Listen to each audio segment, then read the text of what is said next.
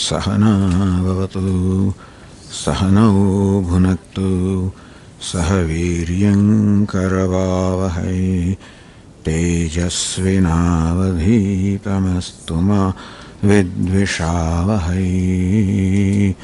ॐ शान्ति शान्ति शान्तिः। ॐ पूर्णमदः पूर्णमिदं पूर्णात् पूर्णमुदच्यते पूर्णस्य पूर्णमादाय पूर्णमेवावशिष्यते। ॐ शान्ति शान्ति शान्तिः। श्रुतिस्मृतिपुराणानाम् आलयं करुणालयं नमामि भगवत्पादं शङ्करं लोकशङ्करं शङ्करं शङ्कराचार्यं केशवं बादरायणं सूत्रभाष्यकृतौ वन्दे भगवन्तौ पुनः पुनः। ईश्वरो गुरुरात्मेति मूर्तिभेदविभागिने व्योमवद्व्याप्तदेहाय दक्षिणामूर्तये नमः। वासुदेवेन्द्रयोगीन्द्रं नत्वा ज्ञानप्रदं गुरुं मोक्षूणां हितार्थाय तत्त्वबोधो विधीयते।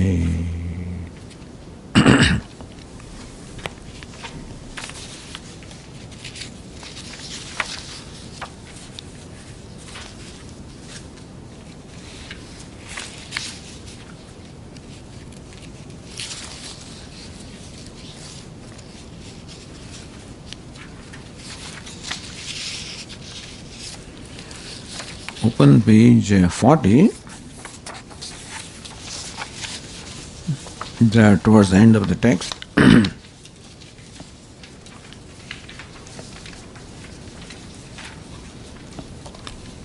The question that is asked is, Nanu Jivan Muktah Kaha?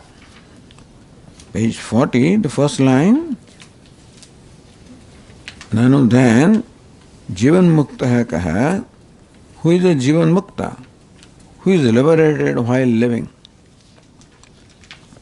So this is a very important concept in Vedanta, liberated while living.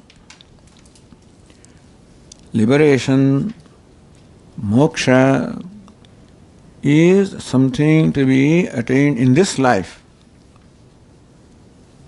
There are others who think, depending upon how you describe moksha, moksha means liberation, freedom, often is described as reaching a certain realm of your Ishtadevata, like Vaikuntha, like Kailasa, reaching somewhere like Brahmaloka. That is often, so reaching a realm wherein you are in presence of your Ishtadevata, God, is very often thought to be liberation. But Vedanta teaches that for freedom or liberation you do not need to go anywhere, because liberation happens to be your nature. Then if liberation, freedom is my nature, how come I don't feel that way? How come I feel I am bound, limited, if limitlessness or freedom was my nature? How come I feel quite contrary to that? This is a very unique problem in the life of human being, that he feels about himself quite contrary to what he truly is. That's the interesting thing.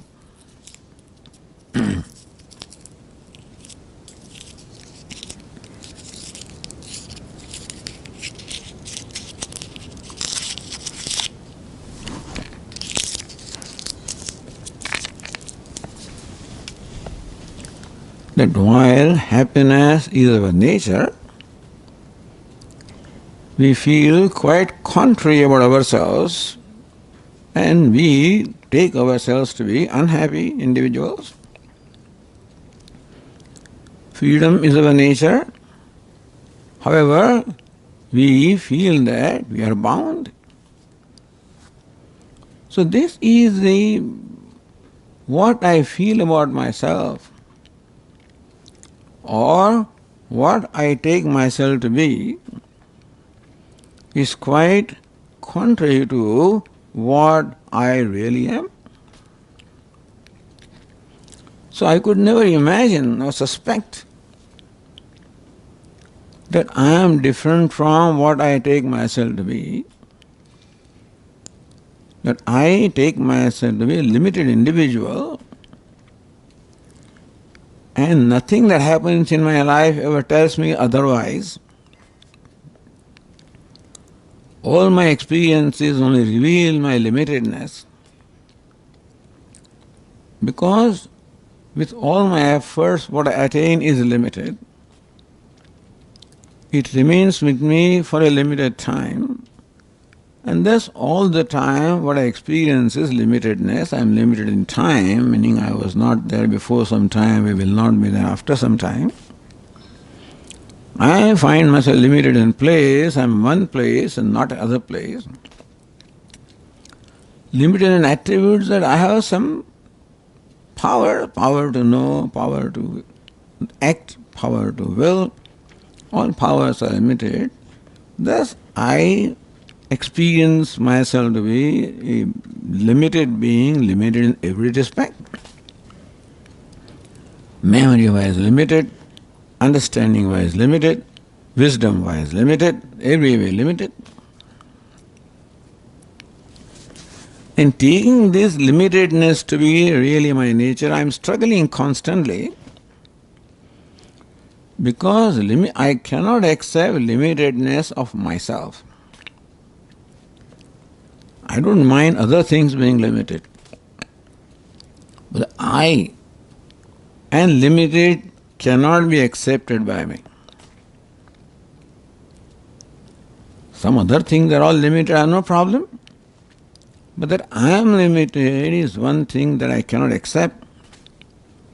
And therefore I constantly struggle to become free from limitedness. Vedanta teaches us that you are quite contrary to what you take yourself to be. That you take yourself to be a limited being, you are not, you are limitless. Then how come I feel limited?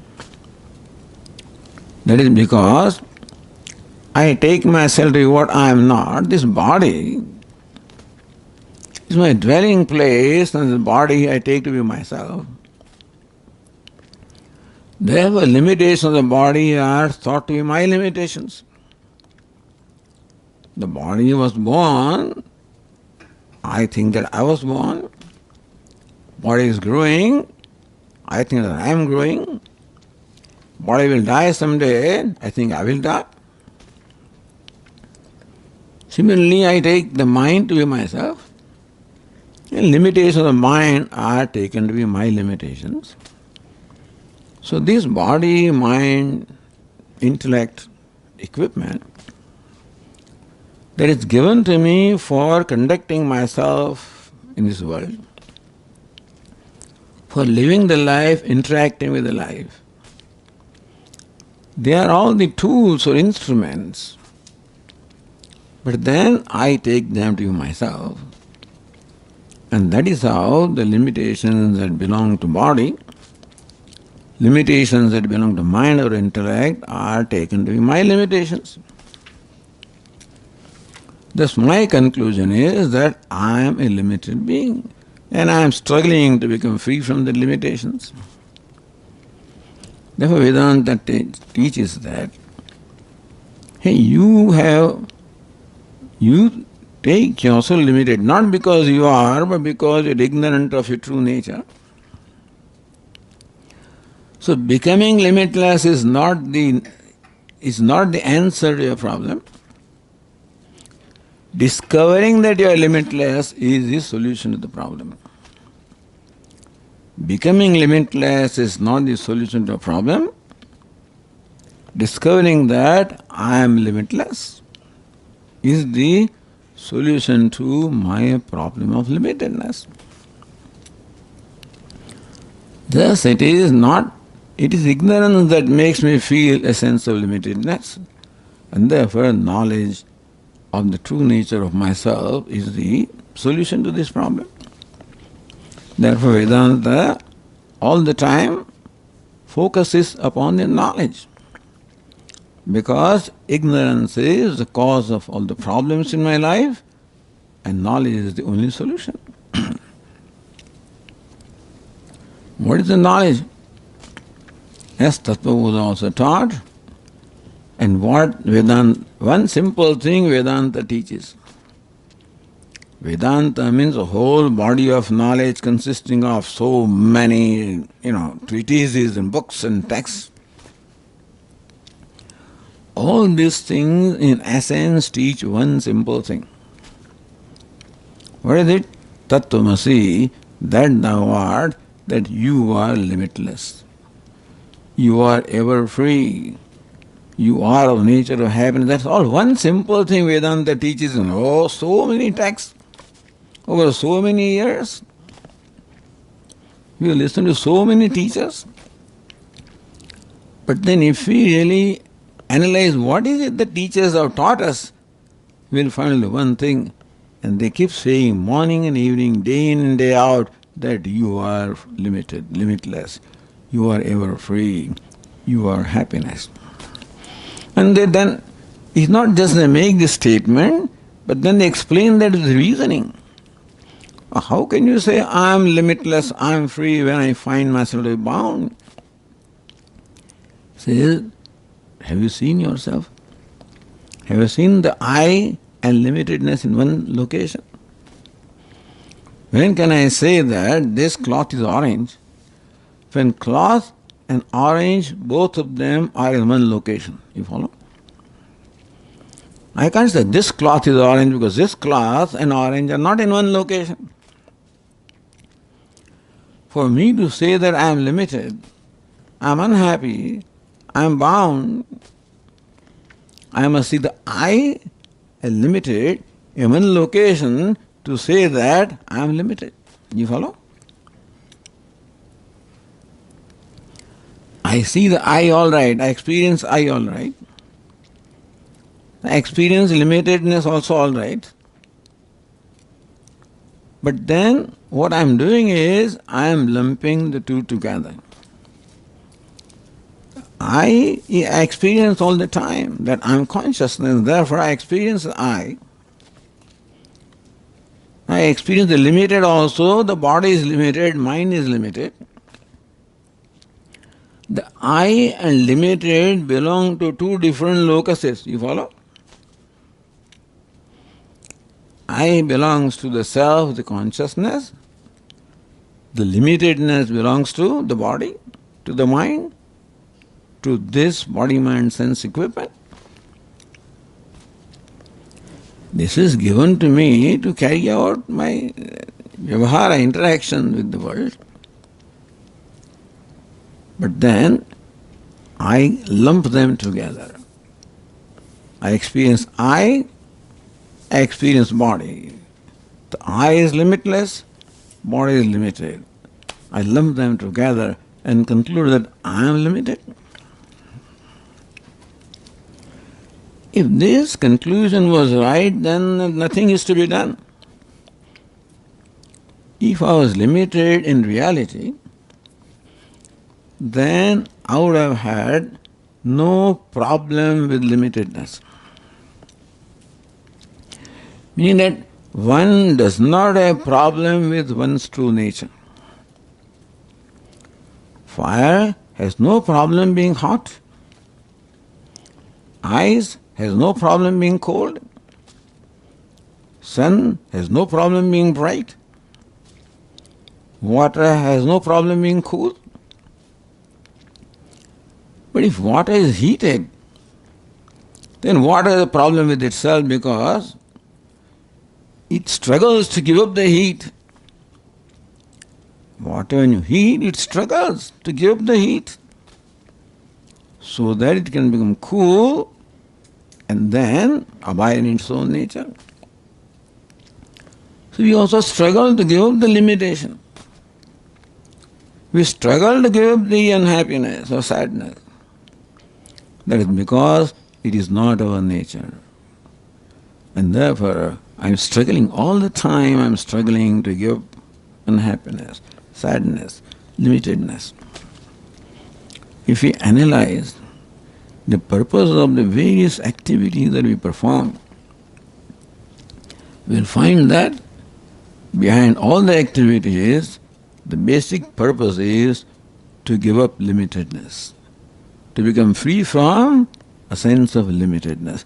That is the basic reason behind all the activities. Sometimes I feel strength-wise limited, sometimes memory-wise limited, sometimes money-wise limited, sometimes food-wise limited. And I want to give up that limitedness. But limitedness belongs somewhere. I belongs in a different place. I'm lumping them together and thus addressing a problem which doesn't exist. The limitedness of I doesn't exist. Limitedness belongs elsewhere. I join them together, lump them together, and then I'm struggling to become free from limitedness. Therefore, Vedanta teaches that, hey, you do not have to become free from limitedness. Discover that you are already limitless. Oh, how do you say I am limitless? Yeah, the body is not limitless. Vedanta doesn't mean to say that your body is limitless. Your mind is limitless. Your intellect is limitless. Your memory is limitless. Your power is limitless. Nobody says that. You are limitless. That you, where does it reach? When the teacher says you, teacher addresses whom? Not this body. Not the mind, addresses you, that is I, which is consciousness. And that I is limitless. Therefore, Vedanta says that the solution to the problem of my limitedness is not becoming limitless, is discovering that limitless I already am. I am limitless as I am. Whether a man or a woman, short or tall, fair or dark, wealthy or poor, educated or not, whatever I am, as I am limitless. So, this is basically, that's all that this whole text and the whole volumes are telling us. And then they, of course, prescribe a method of how to go about to see this fact of my being limitless. The reason why I feel limited is that I take what I am not to be I. Therefore, they teach us what called viveka, separating the two. That the body or the mind or the intellect, which are the various tools or equipment given to me to perform yoga, I take them to myself. Therefore, they teach us viveka. Viveka means separation of what I am from what I am not. Atma, anatma, viveka. Separating atma from anatma, self from non-self. And that is what this text does. So, as guided by the teacher, when I am able to do that, it is true that something expected from me in order to receive this teaching and assimilate the teaching, some preparation is needed on my part. That is what Tattvabodha states right in the beginning. Sadhana chatushta sampanna adhikarana moksha sadhana bhutam tattvaviveka prakaram vaksha. The teacher says that we will now tell you. The tattvaviveka, the knowledge of the truth for those who have attained these fourfold qualifications. Viveka, Vairagya, Samadhi, Shatka, Sampati, Mokshutvam. Each one of us has this in one measure or the other.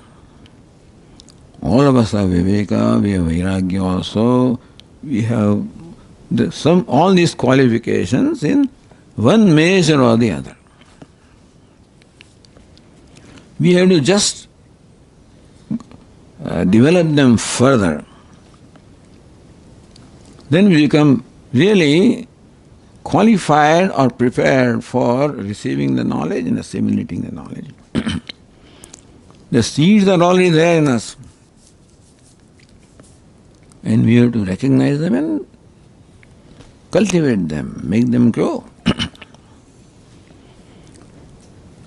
Then it is possible to gain this knowledge or discover the true nature of myself even when I am alive.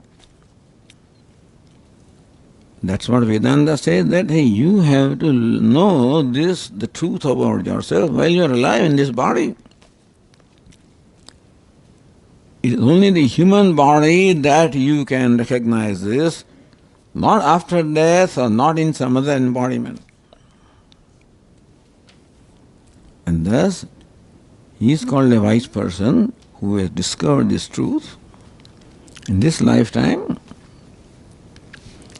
he has become free or liberated even while living. It's called Jivan Mukta. Mukta, liberated. Jivan while living, liberated while living. So that is the goal that Vedanta presented before us, that you have the potential of reaching this objective while you are alive. And therefore, explore that, seek that, strive for that. So the person who has gained this knowledge and discovered the freedom while living is called Jivan Mukta, liberated while living. So, if you open the page 40, it's a little difficult, a long description, but we'll read it anyway.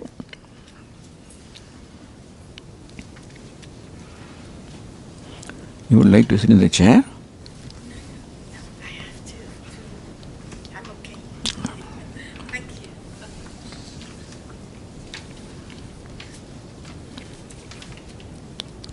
So let us read that here. Page 40. The first line. Nanu Jivan Muktah Kaha. So the question is asked, then who is Jivan Mukta?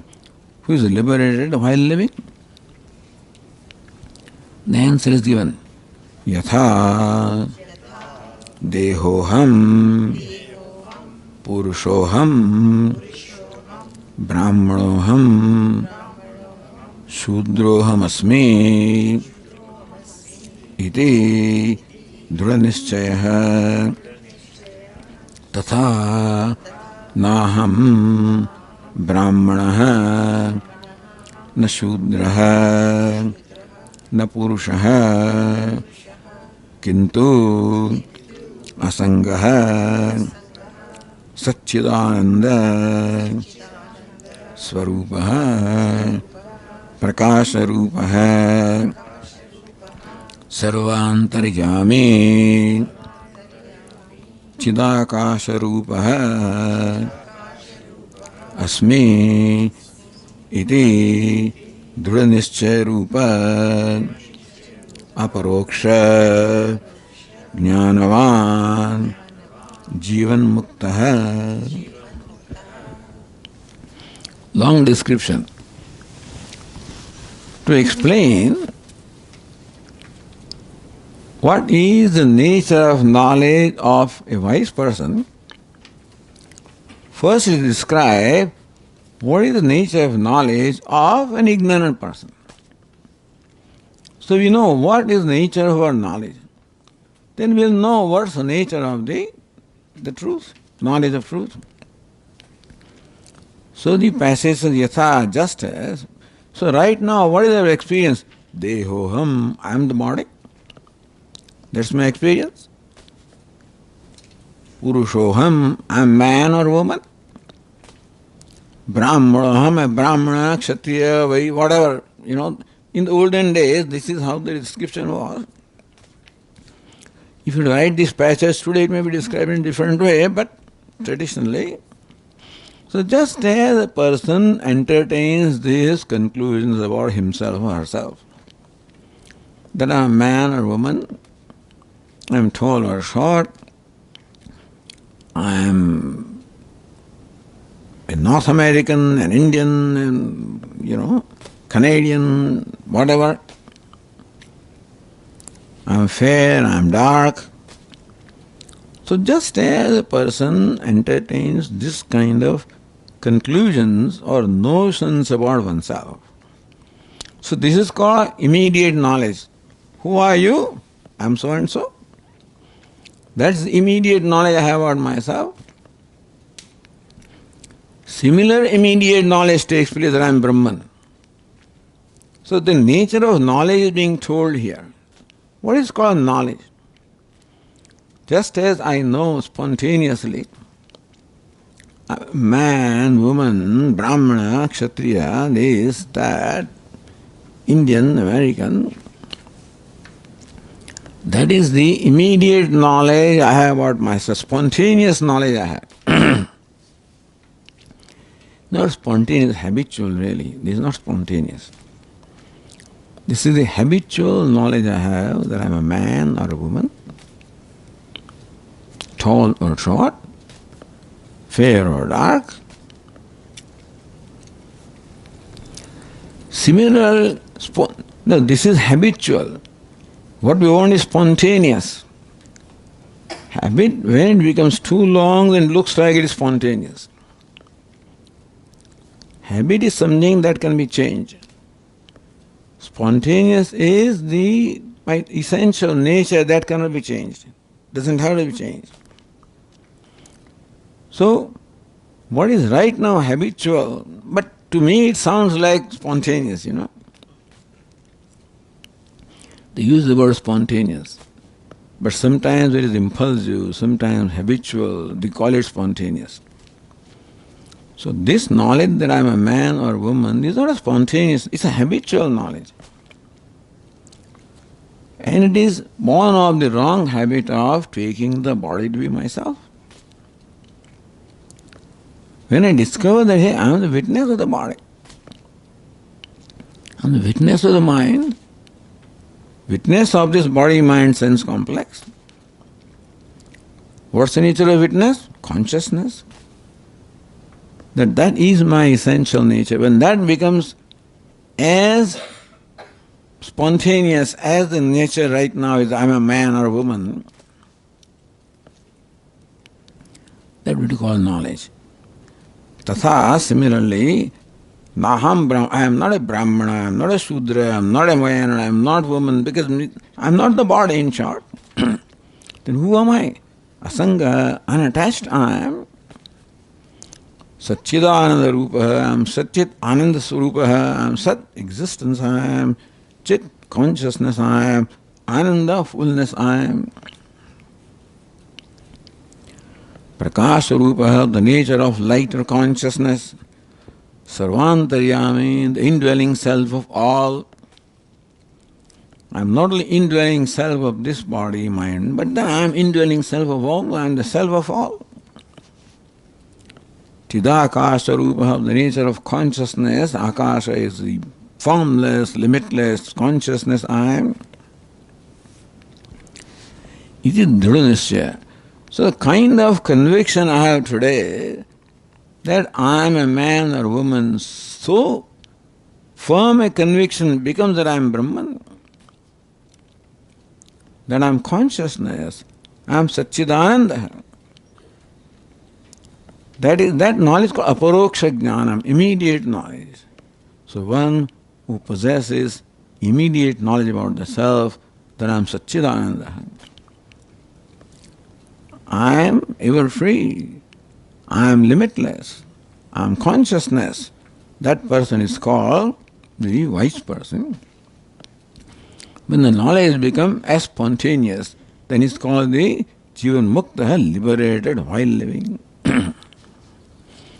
So this is the goal that Vedanta presents before us. The goal of discovering liberation while we are alive, Jivan Mukti.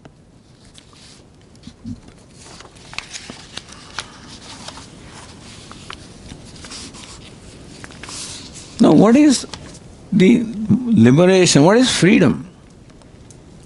Traditionally in this text, the freedom is described as freedom from karma, from the bondage of karma. There are various ways of describing freedom. The way the freedom is described here in this text is freedom from the bondage of karma. Let me explain to you what is the bondage of karma. In Hinduism, this karma is a big deal, Elsewhere, they may describe it in different way. But here, this karma is so much overbearing upon people's mind, Therefore, the freedom is described in the form, in relation to karma. It can be described in many ways. So, bondage of karma. What is the bondage of karma? Karma means action. An action produces a reaction. Action is cause, and the result of action is called effect. Karma and karma phala. Phala means result. Karma phala, result of the action. So karma and karma phala, action and reaction, or action and result. Action becomes cause, and the outcome becomes the effect. Now the simple rule is that whoever performs the karma, he is accountable for experiencing the outcome of karma. It cannot be that I perform some karma and you have to experience the outcome of that. No. Whoever performs the karma is accountable for experiencing the result of the karma. So now we keep performing actions of various kinds, and thus keep on creating the results while performing karma. And the one who performed the karma is the one who is accountable for experiencing the result. Now we keep on performing actions. Actions are like seeds. Different seeds give rise to fruits at different times. When will the fruit come? The fruit depends upon the kind of seed. Some seeds produce the result very quickly. Some seeds may take a few years to produce fruits. Similarly, karma is like a seed, and karma or action that I perform produces the result. Some karma or actions may produce result in the near future or right away. I'm hungry, I eat food, appeasement of hunger is an immediate result. I'm thirsty, I drink water, the thirst is quenched, immediate result. But then I go to work, I work for the whole month, and then I get my salary. Whatever, there is 1 weekly salary, bi-weekly or monthly. So suppose you are paid once a month, then you work for one whole month, and then you get the result. So that's kind of karma that gives rise result, after a certain time. If you have made a deposit, you may get interest every year or something like that. So different karmas are like the different kind of seeds which produce the effect in different times. Now we have been performing karma whole of our life. Many of them may have already produced the result that we may experience them. But many of them have been such that they have yet to produce the result. And some karma can also be such that they may take a long time to produce results and they may not produce result in this lifetime. In which case, we have to take a new embodiment to experience the result of the karma that we perform now. This is simple law of cause and effect. A seed may produce fruit at different times. So some karmas are those which produce result after a long time, and therefore they may produce result in the next lifetime or future lifetime. So we carry forward. When we pass away from this body, then we carry with us in a subtle form the results of all the karma that are remaining to be experienced. And we are born with the effect of all those karmas. So this life then becomes a process of experiencing what we've done in the past. But while experiencing the result, we keep on producing new karma also. In this life, we do experience, Swami, why did it happen to me? Karma. Why did it happen to me? Karma. But while we are experiencing the result of the karma, we are producing new karma also. And thus the chain of karma phala keeps on extending from one lifetime to the other, and that's how the chain of birth and death continues. This is the way to explain the bondage of karma. That we are bound to experience the result. And therefore we have to be born again to experience the result of what we have done. That's why they call it bondage of karma. Because what is bondage? That karma produces karma phala, and the one who has performed the karma is accountable for experiencing karma phala. Therefore he has to be born whenever that karma phala comes, and that's how next embodiment will come. Then again I will perform karma, further embodiments will come.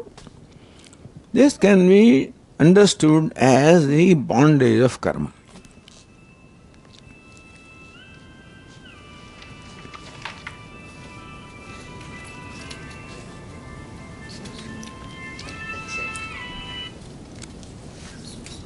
No problem.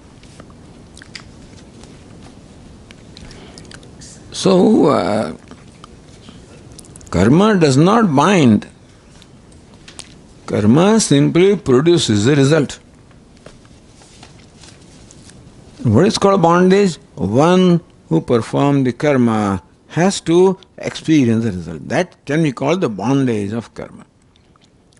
Karma does not bind. But whoever performs karma has to experience the result of the karma. Now, who is the one who performs karma? I am the agent of action, karma. It's called karta. Karta means the performer of karma. That I am a karta, I am a doer. The one is karta or doer now becomes bhokta, experience of the result. Karta means agent of performing action. When I perform an action, it will produce result at some time. From now on to any time.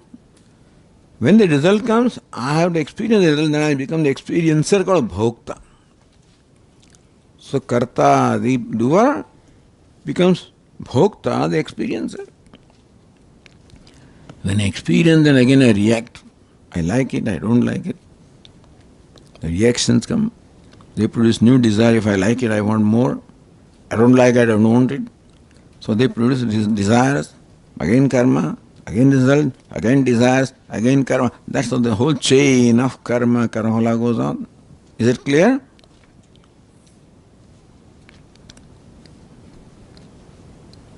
The one who is karta or doer now becomes bhokta, experiencer when the karma phala comes. This is what they call the bondage of karma, or is the chain of karma, karma phala. This is one way of describing bondage. So therefore liberation is described as becoming free from this chain. But people keep on performing karma. A wise person also performs karma. We find wise people also, they also live their life and do things. So when they perform karma, then they also will have to produce, experience result. So they also will take birth. Where is liberation? How can there be liberation as long as karma is being performed? And you will perform karma as long as you are alive.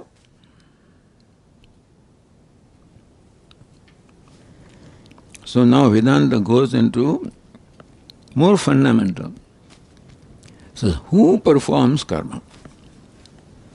Right now I am performing the act of speaking. Who is speaking? I say I am speaking. What is I am? I am is Atma, the self. So when it's I am speaking, the Atma is speaking. I am listening, Atma is listening. But is that true? That I am and speaking, I am and hearing, do they both belong to the same locus? I am belongs to the self, the consciousness. Speaking belongs to the organ of speech.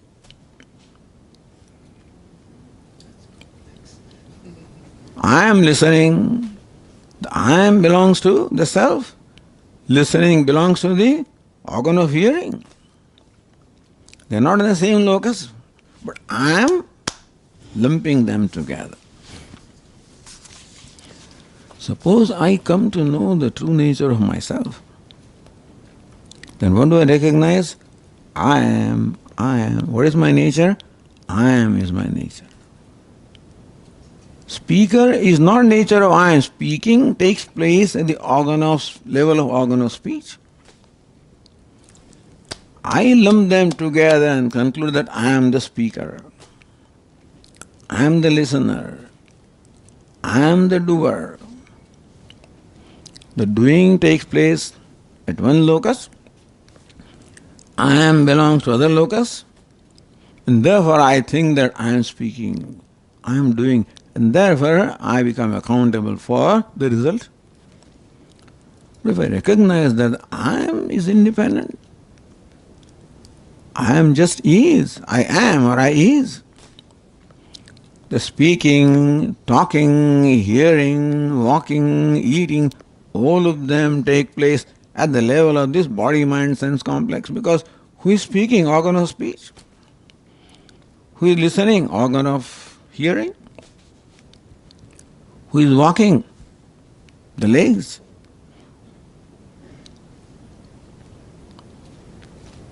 And what do I say? I am walking, I am talking. No, this is my personal equation. The fact is that legs are walking. Organ of speech is talking.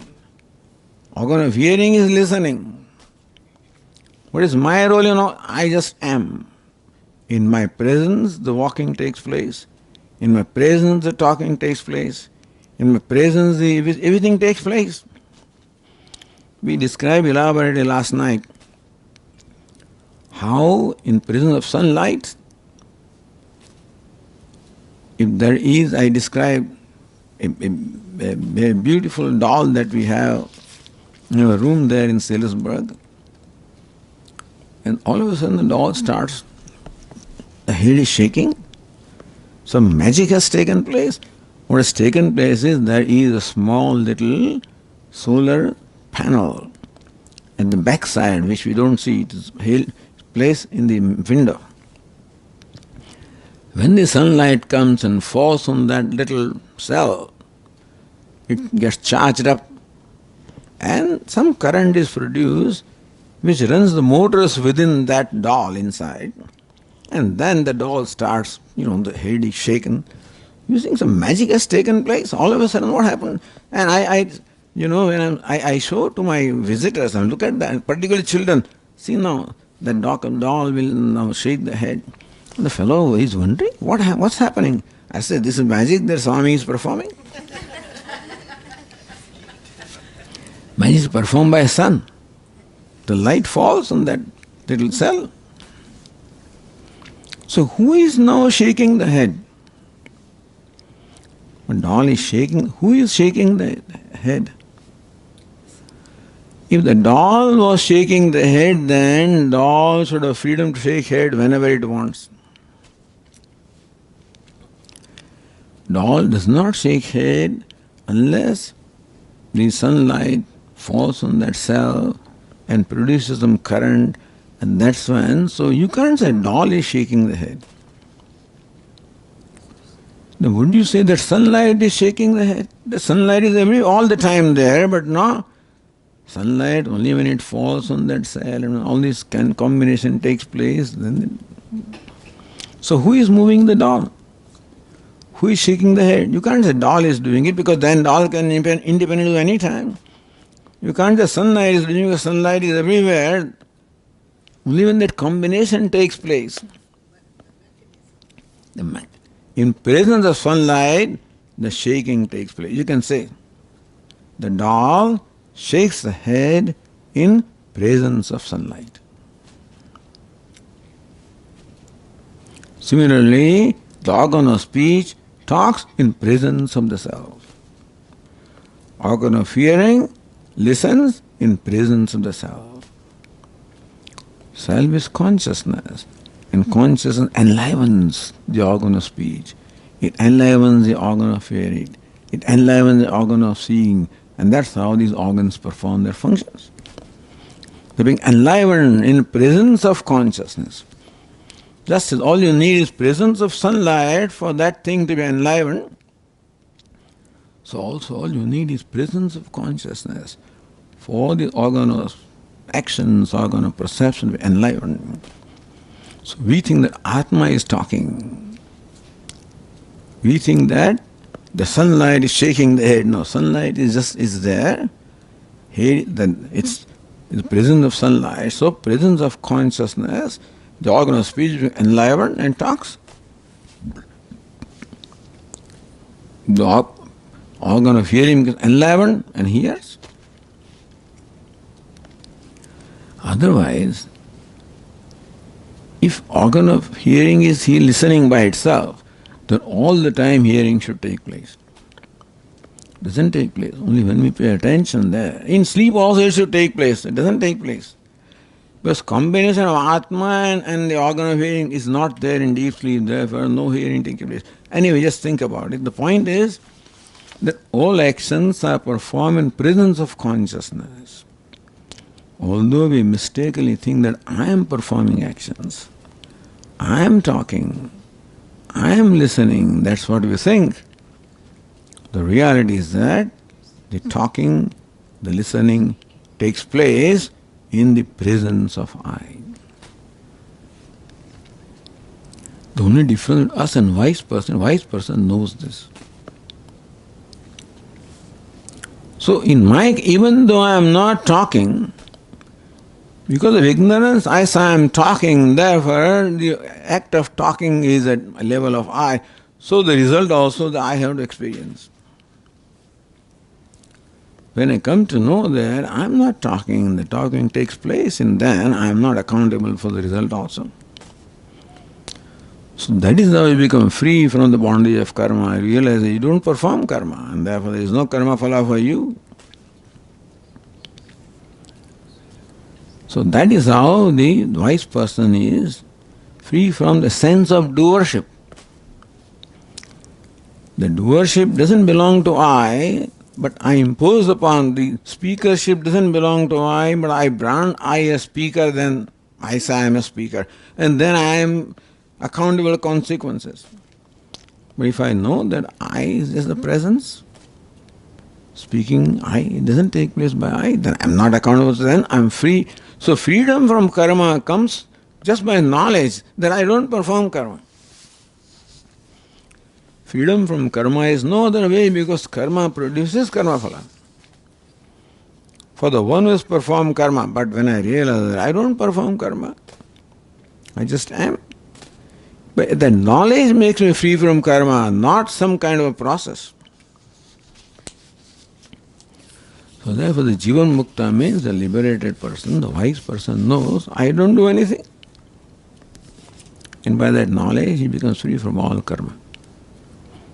It is not a process. Because he doesn't perform karma anyway. You and I also don't perform karma.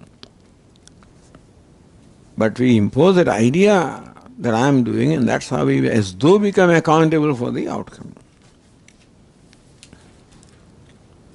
And therefore, go to page 41, let us read the first line.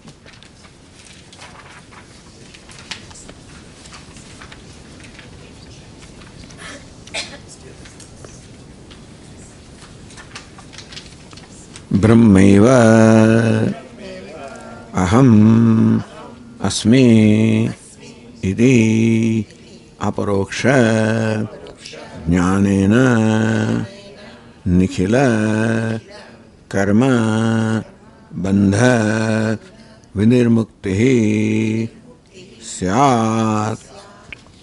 See the translation. By the immediate knowledge I am Brahman alone, there shall be total release from all bondages of karma. By knowledge that I don't perform karma.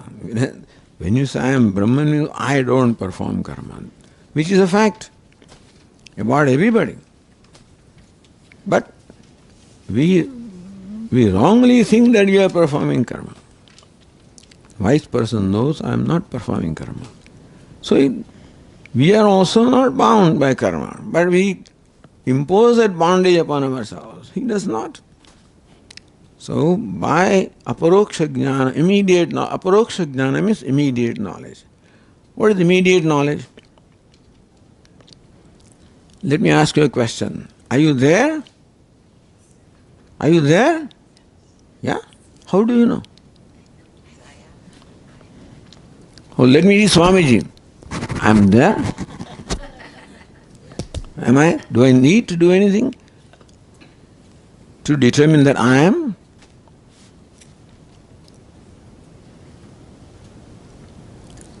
Where are you? You to think. How are you? You to think. But that I am well, I am this, I am that, we may need to think. But I am needs no thinking. Thinking comes after that. First I am, then thinking, walking, talking, anything comes. So I am is self-revealing, immediate knowledge. It's called aparoksha jnana. That's all. What is my nature? I am. How do you have to know ourselves? I am. So what is the big deal about that? What is, there's nothing exciting about that. I am. But by saying I am, I have separated myself from all the limited things which I join. I am a man, I am a woman, I am a speaker, I am a listener. All man, everything is limited. And I am joining that limited with I am. If I don't join it, I say I am. If I recognize that way, I am has no dimension. There is no time, no place, nothing that is limits I am. The I am is formless, limitless. So that is what the separation of I am, Atma from Anatma does, that I recognize that. What is my nature? I am, I exist. That is not exciting, Swamiji. I exist. What's the big deal about that? Except that I am has no limitation of time, place. At all times I am. At all places I am. At all conditions I am. I am is free from limitation of time, place, conditions, everything. The way is limitless. All I need to know that I am. That's the knowledge that a wise person has. I am. What we do is we lump other things together. I'm a man, woman, tall, short, and then limit that I. So this immediate knowledge is that that is called Brahman, limitless. You don't have to join Brahman, you can say I am, that's enough. But we say I am Brahman because Brahman we know is limitless. Without Brahman also I am limitless because I am has no dimension. Only when I say I am man, then dimension is added. A woman, dimension is added. I'm happy, dimension is added. I am has no dimension. Meaning no form, no shape, no quality, no attribute, attributeless, qualityless, formless, shapeless, limitless. I am. This is not exciting, Swami. It is because I am is free. The freedom is always, most exciting thing is freedom. And Vedantins don't seek that kind of excitement anyway. What we are seeking is total tranquility. In I am there is total tranquility. Excitement comes and goes. The tranquility is. Therefore, this is what the wise person's immediate knowledge is. And therefore he knows basically that I don't perform any action. I am akarta, I am actionless. So he becomes free from karma or action by knowing that I don't perform action. Even a wise person also thinks that I perform action, he can never be free. Whoever performs action, however he is, even Bhagavan performs action, he has to experience the result.